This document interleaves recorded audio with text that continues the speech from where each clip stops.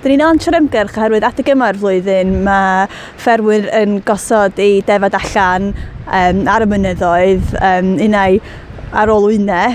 Felly mae yna lot o'n ymwelwyr ni a trigolion lleol yn dod i'r parciau gwledig efo'u cwn. A yn anffodus ar hyn o bryd, dyn nhw'n cadw eu cwn o dan reolaeth. Nifer bach sy'n gwneud hyn, ond mae'n rhywbeth cynyddol iddyn ni yn yr ardal a harddwch naturiol eithriadol.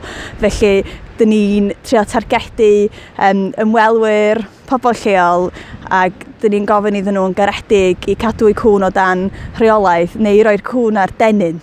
Rhag ofn bod nhw'n dianc neu yn mynd o'r golwg a bod yr pechnogion methu gweld y cwn. Ni'n targedu unrhyw un efo ci, dweud y gwir.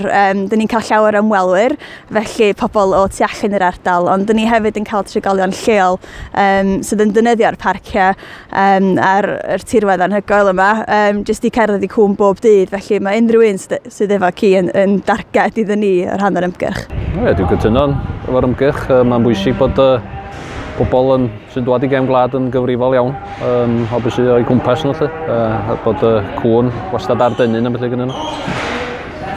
Mae gen i bod yn dipyn o broblem, enedig yn ystod y Gwanwyn, tymor wyna felly.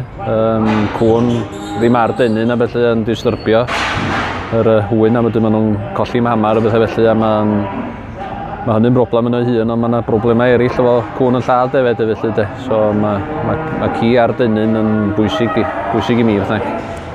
Bod yn gyfrifol, swn i fel ydy peth pwysica. Nhw'n sylweddoli bod yna bobl eraill yn trio gwneud bywoliaeth yn gefn gwlad. A bod anifeiliaid sydd yn gefn gwlad, bod nhw'n anifeiliaid gwyllt neu anifeiliaid fferm felly.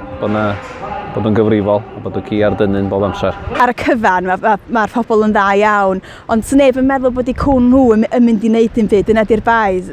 Felly mae pawb yn darged mewn ffordd a dyn ni'n trio cael at pawb yn yr ymgyrch hwn.